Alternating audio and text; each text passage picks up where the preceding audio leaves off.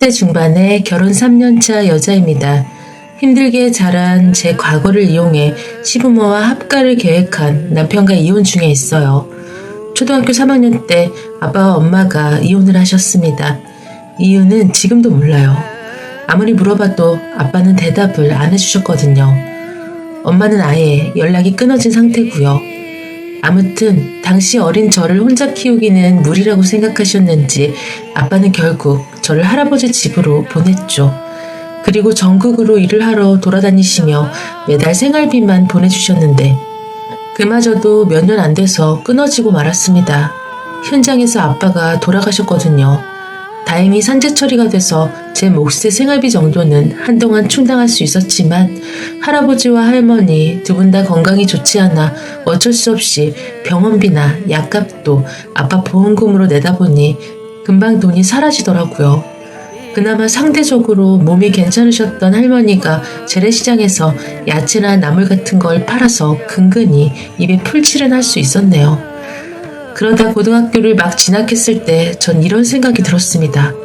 어떻게든 고등학교를 졸업한다고 해도 대학교를 다닐 돈이 어디서 갑자기 생길 리도 없고 실제로 고등학교조차 제대로 졸업할 수 있다는 보장도 없는데 그냥 손 놓고 이렇게 살아도 되는 건가라고 말이에요. 제 대답은 아니다였죠. 그래서 과감하게 고등학교를 자퇴하고 저는 몇 달이 건너 아는 언니 밑으로 들어가서 의류 도매일을 배우기 시작했습니다. 의류 매입이라는 게 해보신 분들은 알겠지만 어느 정도 자리를 잡을 때까지는 정말 힘든 직업군 중에 하나예요. 남들 잘 때 일하는 건 물론이고 남들 일할 때도 일해야 하는 아주 고된 직업이죠.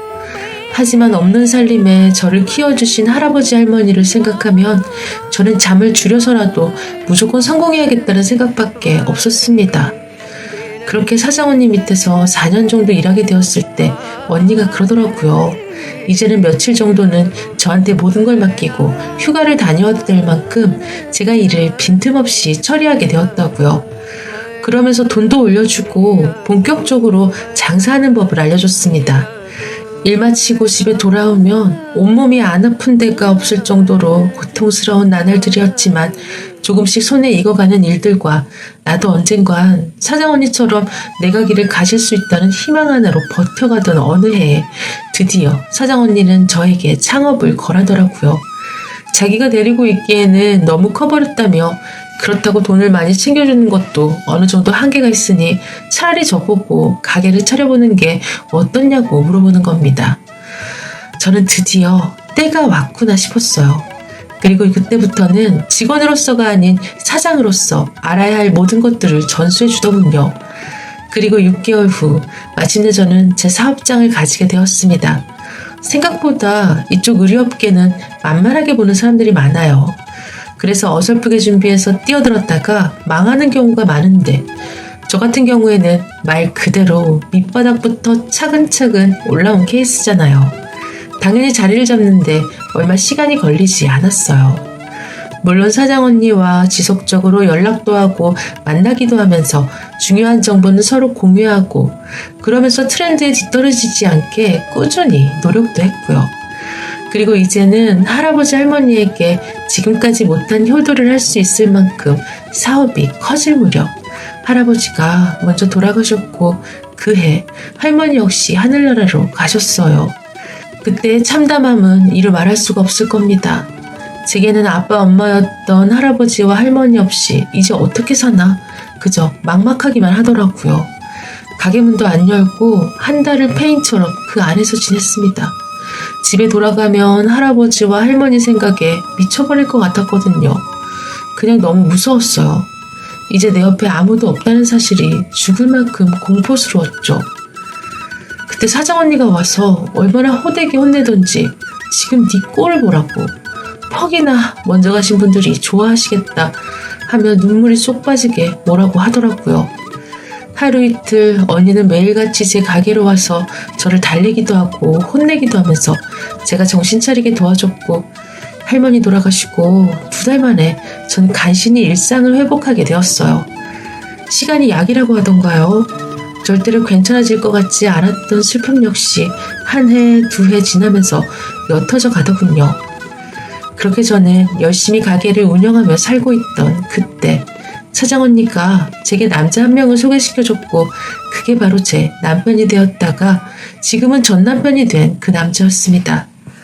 당시 저는 제 명의로 된 집도 한 채 있는 데다 가게 매상도 제법 돼서 근처 상인들에게 알부자라는 소문까지 돌기도 했거든요.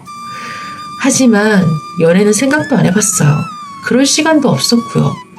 그런 저를 안타깝게 생각한 사장 언니가 소개해준 남편은 사장 언니와 몇 다리 건너 알고 있는 지인의 친구라고 하더라고요. 잇몸이 다 드러날 정도로 환하게 웃는 미소밖에 기억에 남지 않는 첫 만남 이후로 저희는 조금씩 서로의 마음을 확인하게 되었고 매일같이 만날 지경에 이르렀죠. 보고 있어도 보고 싶다는 말을 그때 처음 실감을 했다니까요. 그렇게 만남을 시작한 지 1년이 채 안 돼서 결혼까지 하게 되었습니다. 가족 하나 없는 제 처지에 결혼까지 할 줄은 몰랐는데 당시 남편이 자기와 결혼 안 해주면 죽어버릴 거라고 협박까지 할 만큼 제게 적극적으로 청혼을 하는 겁니다.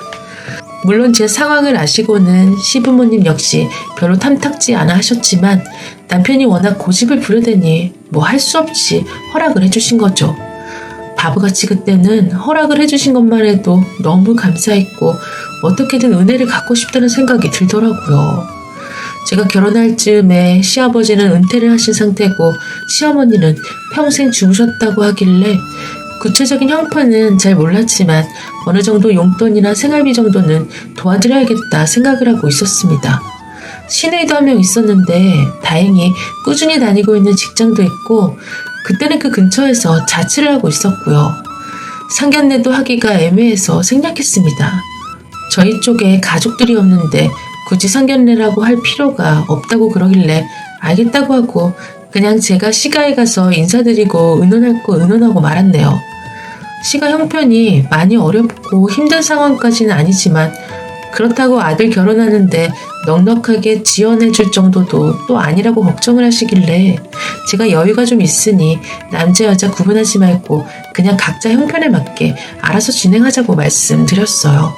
아무튼 이미 제가 살고 있는 집이 평수도 충분하고 애초에 남자는 무조건 집을 해오고 여자는 혼수를 해야 한다. 이런 고정관념은 불필요하다고 생각한 저는 남편에게 말했습니다. 지금 살고 있는 원룸 정리하고 제 아파트로 들어오라고요. 새로 집을 준비할 여유가 없었던 건 아니지만 애가 생기기 전까지는 둘이 살아도 충분한데 굳이 추가 지출하는 건 현명하지 않다고 생각했거든요. 그렇게 평탄하게 결혼 생활을 시작했습니다. 시부모님 생활비로 얼마를 드리는 게 좋을까 남편과 고민하다 아이가 태어나기 전까지는 100만 원, 그 후로는 50만 원으로 합의를 받고 그 후로 한 번도 거른 적이 없이 챙겨드렸습니다. 남들은 무슨 시가에 그렇게까지 주냐고 말할 수도 있겠지만 전 충분히 드릴 만하다 생각했어요. 우선 저한테 아무런 연고도 없으니 돈을 드리고 싶어도 드릴 수가 없는 데다 그때만 해도 제게 잘해주는 시부모님이 마냥 좋았거든요. 나의 또 다른 부모님이라고 생각하고 잘해드리고 싶은 마음이 컸죠. 그래서 한 달에 100만 원 드리는 거 크게 개의치 않았습니다. 그리고 실제로 시부모님도 한동안 저한테 잘해주신 것도 많고요. 처음에 시어머니께서 저희 둘 다 일을 하니 잘 챙겨 먹는 게 힘들 거다라고 걱정하시며 반찬을 자주 가져다 주셨습니다. 어차피 집에 있어봐야 할 것도 없고 심심하다고 은퇴하고 집에 계신 시아버지랑 함께 차 끌고 다니시는 모습이 좋아 보이더라고요. 나도 나중에 나이 들면 남편과 꼭 저렇게 늙었으면 좋겠다고 부러울 정도였거든요. 사실 저희가 생활비를 보태드리는 건 제외하더라도 아들과 며느리를 위해 이렇게까지 챙겨주시는 게 솔직히 그리 쉬운 일만은 아닐 텐데 따로 시간을 내서 정성껏 반찬들을 해다 주시는 시부모님께 참 감사하더라고요. 근데 시간이 흐를수록 조금씩 이건 아니다라는 생각이 들었어요. 결혼하고 얼마간은 저희가 집에 없는 시간에만 반찬을 가져다 주시더니 어느 순간부터는 시간이 점점 늦어지는 겁니다. 아무래도 옷 장사를 하다 보니 제가 일찍 출퇴근하는 거 아실 텐데도 제 얼굴을 보고 가시는 경우가 늘기 시작하더라고요. 하루는 제가 일 마치고 집에 왔더니 텅 빈 집에서 시부모 두 분이서 거실에 누우셔서는 TV를 보고 계시는 겁니다. 절 보자마자 약간 당황하시더니 잠깐 쉰다고 한 게 벌써 시간이 일이 되었냐 하시며 미안하다고 말씀을 하시더라고요. 그러면서 급하게 짐 챙겨 가시는데 거기서 어떻게 가시라고 합니까? 그래서 좀 있으면 남편 오니까 같이 저녁이나 드시고 가시라고 했죠. 그날부터였을 겁니다. 한 번, 두 번 반찬 핑계로 오셔서 저녁까지 드시고 가시는 게요. 그러더니 어느 순간부터는 아예 저녁 시간에 맞춰서 오시더라고요. 당연히 저는 불편했죠. 가끔씩 오시는 것도 아니고 일주일에 두세 번은 오시는데 어떻게 불편하지 않을 수가 있겠어요. 비록 저한테 따로 잔소리나 싫은 말씀은 안 하시지만 그래도 같은 공간에 있는 것만으로도 신경 쓰이고 행동이나 말에 제약이 따르잖아요. 그런데 시부모님은 한술 더 뜨시더라고요. 늘 식사 때마다 이렇게 다 같이 저녁 먹으니까 너무 좋다고. 딸내미 시집 보내고 마지막 하나 있는 아들까지 다 나가서 살다 보니 집이 너무 적적했는데 요즘은 함께 저녁밥 먹는 낙으로 산다 이러시는데 여기서 제가 어떻게 불편한 기색을 내비칠 수가 있었겠어요. 저는 그러시냐 하며 맞장구를 칠 수밖에 없었는데 어느 날은 남편이 식사 후 차라도 한 잔 더 하고 가라고 하대요. 시부모님은 무슨 차까지 마시냐고 하시면서도 바로 거실에 자리를 잡으셨고 그렇게 9시가 넘어서야 가신다고 일어나셨어요. 근데 갑자기 남편이 늦었는데 주무시고 가는 게 어떠냐고 제안을 하는 겁니다. 아니 제 의사는 전혀 물어보지도 않고 저러나 싶었습니다. 시부모님은 그제서야 제 눈치를 보면서 며느리 불편해서 안 된다며 집에 가시겠다고 하는데 딱 집어 저를 언급하시는 그 상황이 참 곤란하더군요. 그렇다고 네 불편하긴 하네요. 조심히 들어가세요. 할 수도 없잖아요. 그래서 작은 방에 요를 깔아드렸습니다. 그나마 남편이 안방 내어드리자는 이야기는 안 해서 고마웠달까요? 저는 침대에 누워서 조용히 남편에게 말했어요. 나도 피곤한 날이 있으니까 앞으로는 상의도 없이 주무시고 가라는 이런 이야기 안 했으면 좋겠다고요. 남편은 별일 아닌 듯이 웃으면서 미안하다고는 하는데 대답이 너무 건성으로 하는 것 같아 기분이 썩 좋지만은 않았어요. 그나마 남편이 제 말귀를 알아들은 건지 주무시고 가는 일은 없었지만 여전히 반찬 가지고 오셔서 저녁 먹고 가는 날이 일주일에 많으면 3-4번까지 되더군요. 이건 잠만 따로 자지 한 집에 사는 거나 마찬가지 같더라고요. 거기다 처음에는 저녁 차릴 때 시어머니랑 남편이 도와줬거든요. 그런데 자연스럽게 저 혼자 식사 준비를 하고 있더라고요. 이건 아니다 싶어 조만간 제대로 이야기를 하긴 해야겠다 마음을 먹었죠. 언제 이야기를 꺼낼까 하던 차에 오히려 남편이 훅 들어오는 거예요. 한 번은 저녁을 먹고 있는데 자기들끼리 하하홀호 거리던 도중에 이럴 거면 집도 큰데 같이 살면 참 좋겠다고 말을 하는 거예요. 시부모님은 웃으시며 며느리 눈치 보여서 안 된다고 하시면서도 그러면 참 좋겠다. 같이 살면 살림도 해주고 나중에 손주 태어나면 당신들이 전적으로 키워주겠다. 뭐 이러시는데 진짜 더 이상 이대로 놔뒀다가는 조만간 합가하자 달려들 기세더군요. 그렇게 밥이 콧구멍으로 들어가는지 목구멍으로 들어가는지 모를 시간이 지나고 시부모님 가시자마자 남편에게 엄중하게 경고를 했습니다. 한 번만 더 이상한 농담으로 불편한 상황을 만들면 나도 가만히 있지 않겠다고요. 남편은 이번에도 알겠다고 말은 하는데 자꾸 이런 식으로 참고 넘어가는 게 맞는 걸까? 뭔가 확실한 해결책이 있어야 하지 않나 생각이 들긴 했지만 그렇다고 이혼까지 생각한 건 아닙니다. 근데 며칠 후에 주말에 남편과 저를 집으로 부르시더라고요. 그래서 가보니 오랜만에 시누이도 와 있는 겁니다. 근데 시어머니가 말씀을 하시는데 기절하는 줄 알았습니다. 조만간 신우가 결혼을 할 예정인데 그쪽 집안과 상견례가 끝나면 지금 살고 있는 시부모님 집을 신우에게 줄까 한다고 하더라고요. 제가 그럼 아버님이랑 어머님은 어디서 사시게요? 라고 물어봤죠. 그랬더니 한다는 말이 니들 집에서 같이 살면 되지? 이러시는 겁니다. 전 기가 막혀서 아무 말도 못하고 있는데 시누이는 옆에서 제게 고맙다고 입이 귀에 걸려있고 그 순간 남편의 반응이 궁금해 쳐다봤더니 남편도 해맑게 웃으면서 당연한 거 아니냐 지가 대답을 대신하는 겁니다. 자기 집도 아니고 내 집인데 왜 지가 대답을 하는지 더 이상 우물쭈물하다가는 집도 뺏기고 팔자에도 없는 시집살이 하겠다 싶어서 정색하고 말씀드렸습니다. 단호하게 싫다고 했어요. 예상치 못한 제 대답에 다들 당황했는지 모두들 놀란 표정으로 저만 바라보는데 제가 그랬습니다. 최소한 저를 며느리라고 생각했으면 이렇게 일방적으로 결정하는 짓은 못했을 거라고요.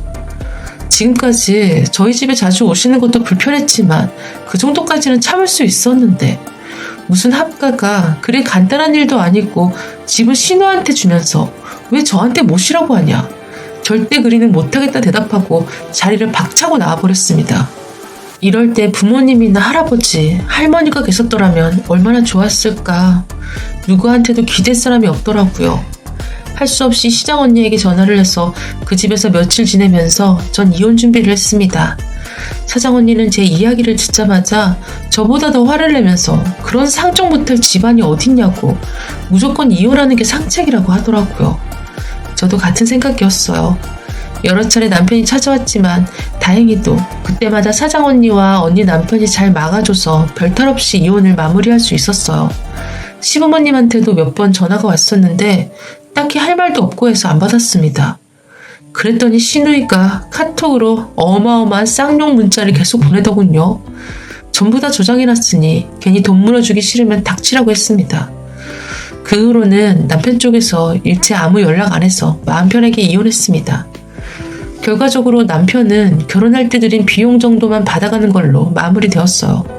현재 집은 부동산에 내놓은 상태고 이사할 때까지 사장 언니 내서 신세를 지고 있는데 이런 식으로 제 결혼 생활이 끝날 줄은 몰랐지만 한편으로는 다행이라는 생각도 드네요. 만약 이번에도 또 어영부영 분위기에 휩쓸려 넘어갔다면 지금쯤 시부모 모시면서 시집살이 제대로 하고 있었겠죠? 생각만 해도 끔찍하네요. 정이 그립고 사람이 그리워 남편과 시부모에게 불만이 있어도 웬만하면 참고 넘겼더니 이런 식으로 저를 이용해 먹을 거라고는 상상도 못했습니다. 지금도 그 생각만 하면 열불이 나요. 어떻게 골라도 그런 인간을 골랐는지. 사장 언니는 자기 때문에 이렇게 돼서 미안하다고 하는데 이게 왜 언니 잘못인가요? 등신같이 그런 놈이랑 결혼하고 몇 년 동안 참아온 제 잘못이죠. 아무튼 다른 구체적인 계획은 아직 세우지 못했지만 한 가지는 확실하게 배웠어요. 참는 게 능사는 아니라는 거 말이에요.